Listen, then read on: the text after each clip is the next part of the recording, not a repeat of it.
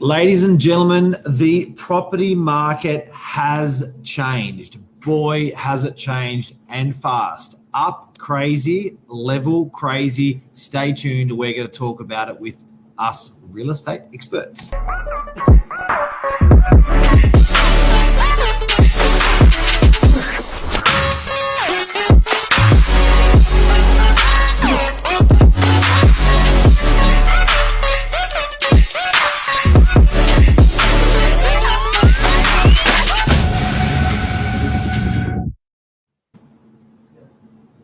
Market's up, market's down, market goes round and round.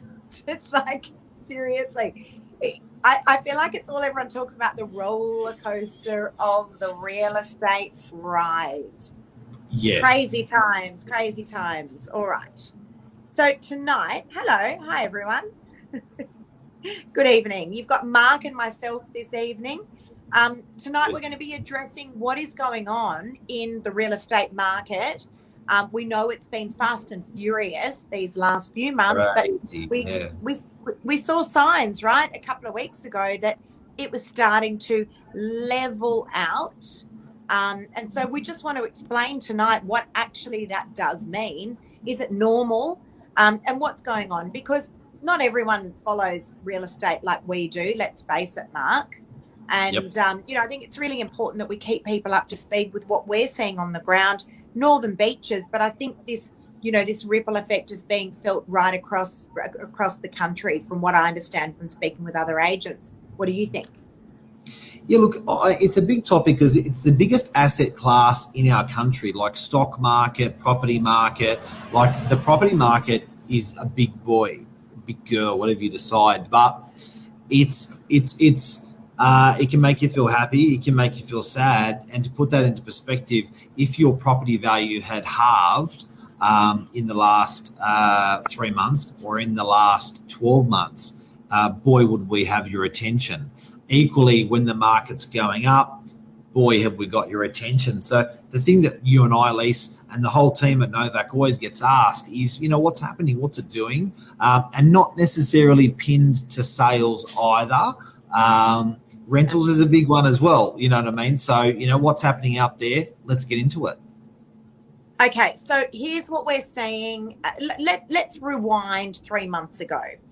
The property market was absolutely fast and furious. All of a sudden, buyers came out of the woodwork from everywhere. Now, guys, bear in mind, we're based on the Northern Beaches. And let's just clear up a few facts here. Realestate.com.au reported the Northern Beaches were outperforming most other areas of Sydney. The data, and I don't talk numbers a lot, but the data was significant. And fact, Northern Beaches was outperforming most areas of Sydney. And there's good reason why. People are throwing in the towel and they're saying, I don't need to be close to the CBD any longer. I can go live where I want, right? So that's exactly what people were doing. They were saying, I only need to commute into the city now once a week. I can work from home the rest of the time. I'm going to sell up in Paddington. I'm going to sell up in West Pennant Hills. I'm going to go move to the Northern Beaches. It's what we've dreamt of our whole lives. And likewise, a lot of those people on the Northern Beaches were saying, you know what? We can sell up here on the Northern Beaches. We can cash in $2 or $3 million on our house, and we can go live in Port Macquarie for half the price. We can bank $1 million. So we've seen this. Mark, you named it really well. You called it the one ring effect. Everyone was moving one ring out. Okay. Yeah, so do you want to explain that? Sure. So basically, the inner rung of Sydney CBD was one rung. Next rung was like inner west, inner east, your rush cutters, and inner north, which was like your Mossman Neutral Bay. The next rung out, etc., etc., etc. And those rungs even reached as far as wide as Newcastle, Coffs, and going out real wide. Yeah, so we've seen this massive ripple effect. Now, Northern Beaches, as we mentioned, has outperformed in the last, let's call it 3 months, has outperformed every other area of Sydney. Amazing news. The buyers were in abundance. There was a fury of buyers and there was a massive shortage of stock. And the reason why there's been a massive shortage of stock is because people are nervous. Every vendor I speak to says, Lisa, you're going to get me a great price for my property. Where am I going to go? I'm scared I'm not going to be able to afford anything. The gap got bigger. All right. Yep. So you sold up your, let's call it a $1.8 million property as an example. The gap, the jump to get to the next level was at about 3 mil. So people were saying, I'm scared that A, the gap's going to be too big, and B, I'm not going to be able to find anything because stock levels have been so low. And then on the flip side, we've had a huge amount of buyers in the marketplace. We just have not been able to fulfill the amount of buyers with the level of stock. Now, things have changed significantly over the last couple of weeks. We saw it already a few weeks ago. We did report that we saw it, where the buyers were less. Guys, just let me just say this, the market is not bottoming out. It's leveling out.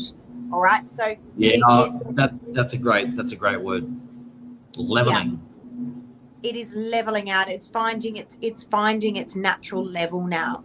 So it climbed about 20% on the northern beaches. That is a significant growth in just 3 years. Over what period of time would we usually see that kind of growth, Mark?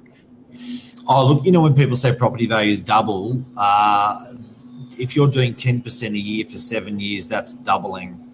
And just to mess with your heads a little bit, it's because it compounds. So it doesn't go 12%, 11%, 10%, 8% over a 10-year period.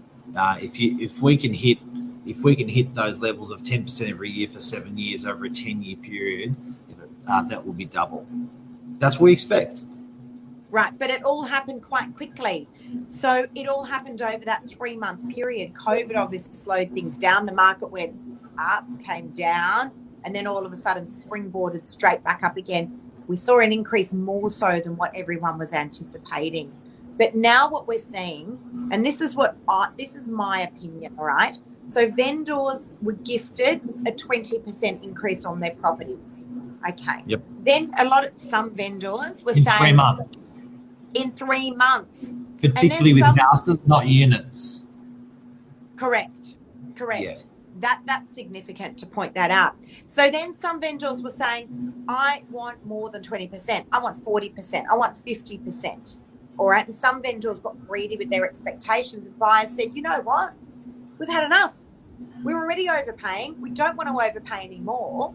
And so we're either not buying here in Sydney, we're going to go buy elsewhere, or we're just going to put the pause button on for a moment and just see where the property market goes. And then that's what's happened. It's just slowed things down. Now the market is starting to level out. That's what we're seeing. It's good news, though. It's good news, guys and girls. You've got to understand, if the market is doing a rate of 10 or 20% in 3 months, that's potentially, if it continued that rate, that's almost double in a year. That's sitting at a rate, if it did 20% every quarter, that's 80% for a year. That is scary shit. So I'm happy. It is great news, everyone, that the market has a new level. It is great news that the market has a new level, because if it continued violent and aggressive and up and going up 20% a quarter, we would be creating a lot of trouble for a lot of people. So I'm happy that we've calmed the farm. And look, not only that, but, people don't like uncertainty. So when the market's climbing and climbing and climbing and climbing, everyone knows eventually the bubble's going to burst. All right. And I kept saying to a lot of my vendors, it's not sustainable. They were saying, Lisa, what do we do? Do we sell now? Yes, sell now if you want to, but what's your plan? Where are you going to go? What are you going to buy? I saw so many vendors, if they had the capabilities, Mark, so many vendors, more so than I've ever seen before, were actually buying before they were selling. We don't see that in real estate. They were like, we're scared. We don't know where we're going to go. Not only that, there has been stock around. So much stock has been transacted. And I don't like using the word off market, because we use pre-market, but so much stock has been transacted off market or away from those real estate portals.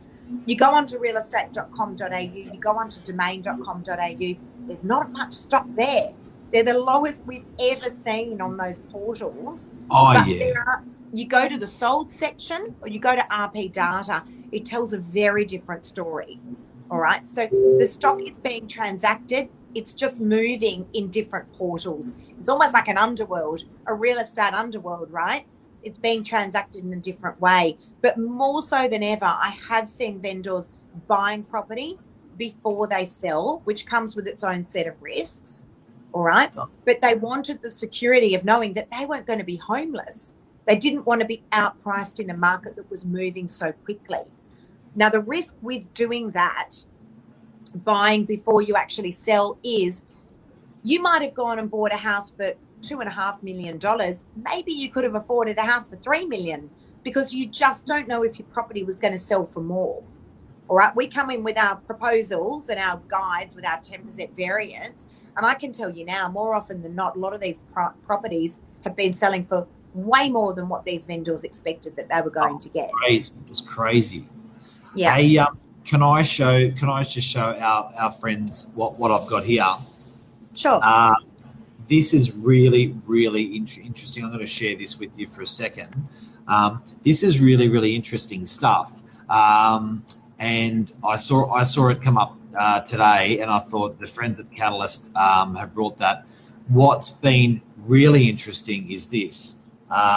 This is the rationale. So if people are trying to understand why there is less stock on the market, our friends at Catalyst have put this together for us.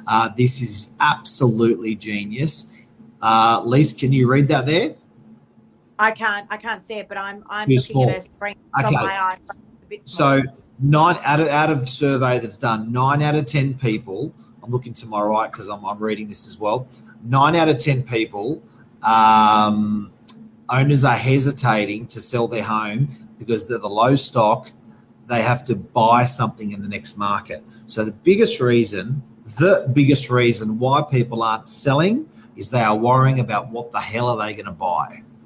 There you One. Go. Yep. 2, lender timing and credit complexity, which is this puppy here, right? So the general timing to loan assessment has been over 4 weeks. That's really important. That's why people aren't listing as well. The next one, having to sell before they purchase. So these 3 rationale are the 3 main reasons why there is such low stock in the market. It's really interesting, and Mark, you were speaking with a real estate agent last week who's been in the game for over 50 years, and he was saying he's never, ever seen the market like this. Never seen property prices increase at this rate, never seen such shortage on the market, never seen such fierce buyer activity. So it's really interesting times, and it's been very tricky with us real estate agents because when vendors say, what do I do? Do I sell? Do I buy? What do I do? It's not like we can go back. Often we can refer back 40 years to see the cycle of what that market was doing. It's been really tricky, right? And then it's also been very tricky with our price adjustments because I know I had appraised a property 3 or 4 months ago, and these vendors contacted me and said, look, market's great, want to put the property on the market. I had to go back to them with a proposal. It was a very different price. Estimation of price that they were going to be getting. The market had shifted that quickly and obviously in their favour. But it has been tricky with us agents. I know there's been some talk about underquoting and all that sort of stuff, but please bear in mind, the market has been changing so swiftly week to week. It's often hard to just try and keep up with it. It has been really, really interesting times, that's for sure. But the good news is people do like to work with certainty. It is starting to level itself out now. Property prices are remaining strong. Buyer activity is remaining strong. It's not as fast and furious as we saw it a few weeks ago, but there are plenty of buyers out there. What I'm finding as well, Mark, with the buyers, it seems to be the very experienced buyers that are left in the marketplace now. That's what I'm finding. These guys seem to really know what they're doing. It's experience and it's confidence. It's experience and it's confidence. Yeah. They're confident they're going to get into the next place if they sell. They're confident they got their finance organised. Yeah, and I'll tell you what's nice now where we are 3 months down the line in this marketplace is that buyers, A, they understand the market and that they've got to offer quick and fast. There doesn't seem to be a lot of the mucking around that there was initially. You know, we would say to buyers, guys, you can give me an offer here at the open home verbally. I'll need it in writing. But by the time we connect again on Saturday evening or Monday morning or whenever it may be, just understand this property might be sold. The buyers would look and go, I know, you're just a salesperson. Yeah, you're going to say that, right? And it really was selling. Now they actually truly believe that's the situation. I had 3 of my properties on Saturday. I had offers at the open homes at all of those properties. Buyers well and truly understand exactly the expectation of them and that they do need to move quickly if they want to nab a great property. It's huge. There's another thing I want to share with you now as well, because, you know, I'm loving this. You've got all these goodies tonight, Mark. I've got all these goodies. So CoreLogic, I like CoreLogic because these guys collect every single sale in the country.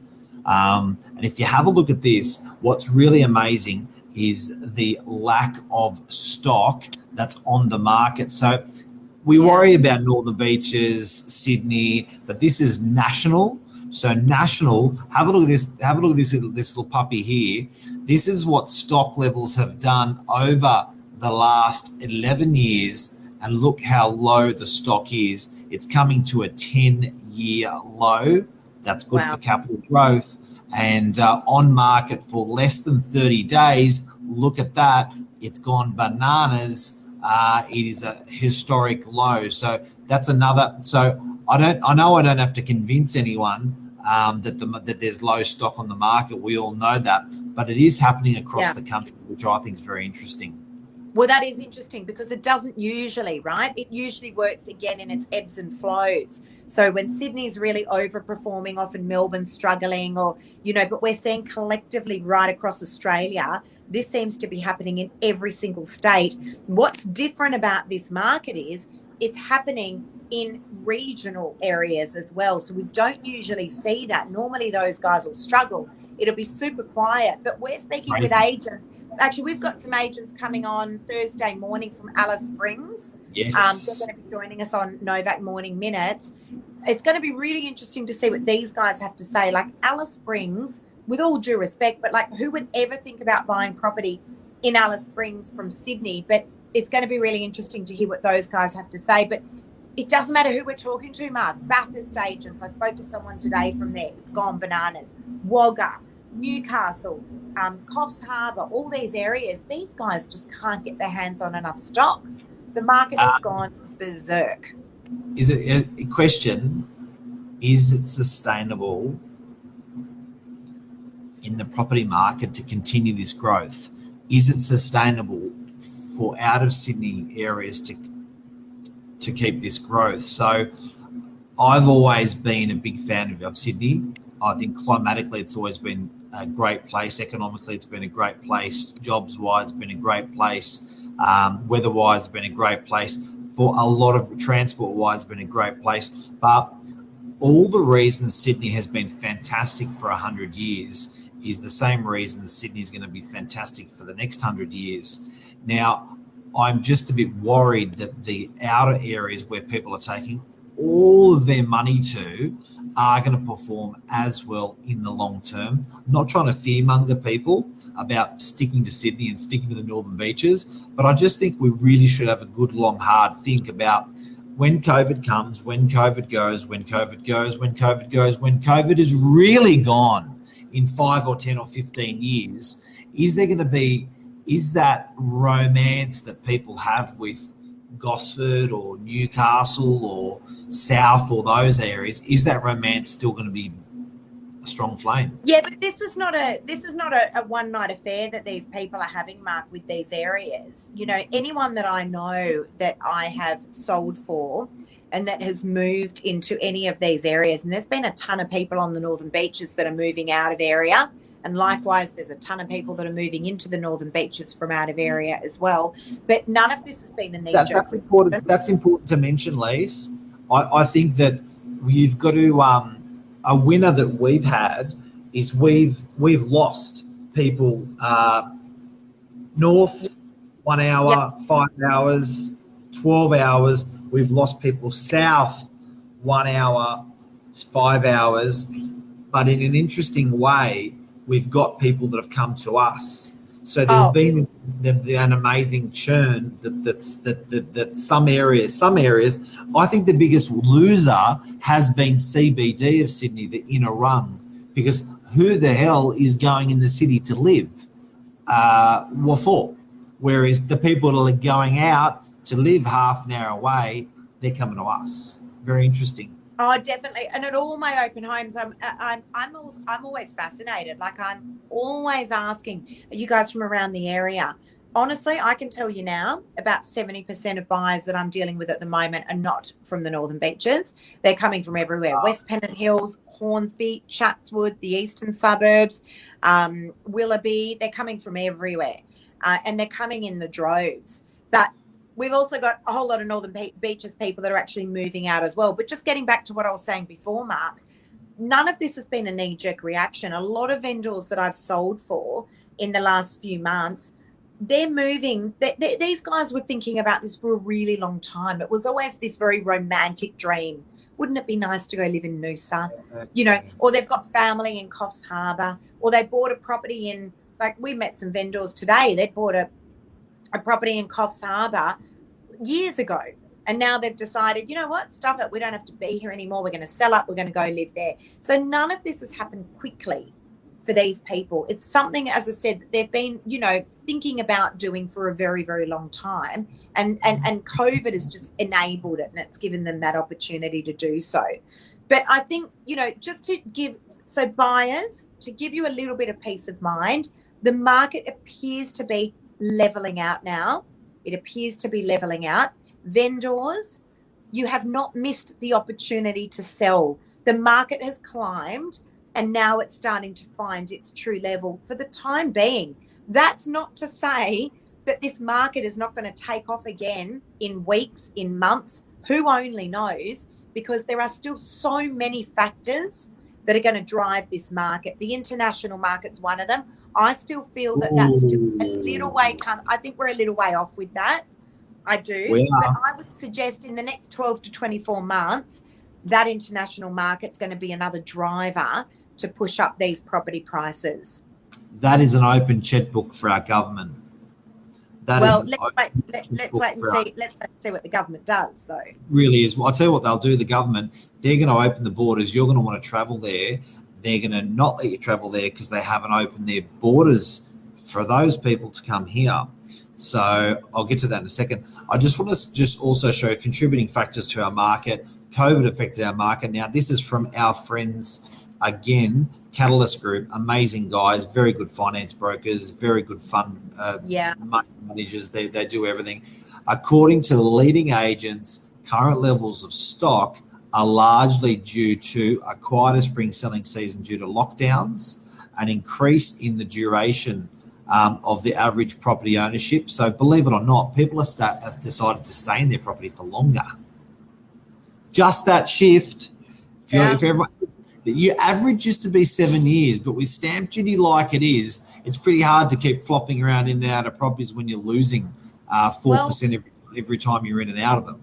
I tell you what, you only need to just look around at how much renovating is being done. Like, you try and get your hands on a builder or a tradie, right? And there is the truth of exactly what people are doing. So I've done, I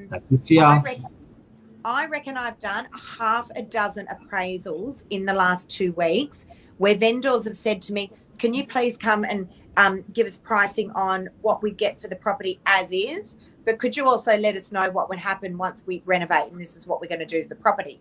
So that's what Lisa's just covered right here, which is an increase in properties being renovated, so they're staying in there longer. And then least you're solely responsible for all of Australia for this one here, off-market activity. An increase in off-market transactions, almost 30% of Sydney, where property is not marketed by typical channels, REA and Domain. Guys, if you understand this, you can understand the property market like a champion. Yeah, absolutely. And you know, and again, like obviously I talk a lot about, you know, the whole I call it pre-market, that, you know, many people in the industry call it off market. But, you know, the reality was property has been transacted away from those real estate portals. I've been doing it now for 3 years. The industry has been doing it now for however many months. But, you know, it's really interesting to watch that shift. That's not a fad. That is not a fad. Vendors have enjoyed transacting that way, and buyers have enjoyed transacting that way. The amount of buyers that will call me and say, I don't want to buy something that's on the portals. I want to buy a property that's off market. Mark, I swear, I must get 10 phone calls like that a day. I get phone calls from buyers that are now saying, can you let me know before it goes onto your social media, please? That can be called designer buying and designer selling the way you want it. Well, you know, and the buyer's agents, they're having an absolute field day. They're having a field day, right? Because they're the ones that are exposed to all the off-market stuff. They're reading. Yeah, it's been really interesting. But you know what it is? It's individualization, and it's what I talk. If you go back to my videos from 3 years ago, I talked about it a lot. And that's why people like the whole social media buying, selling strategy, because it's individualization. You don't need to feel like everyone else following the herds. Everyone can just do it their way. You feel like that property has been served up for you on a platter just for you. And there's magic in that. It's huge. Now, before we sign off, Lise, international borders. So, guys, you're freaking out. You're thinking, okay, this market's too hot. It's not sustainable. It is because of the international market. And the reason why is the sea change and the tree change that we've had on a domestic level has been 27 million people buying from 27 million people. So we've completely supported, self-sustained our property market without the other countries in the world. Completely. Unbelievable. Yeah. So what's going to happen when the tree change and the sea change on an international scale happens and the borders are all open, all unlocked?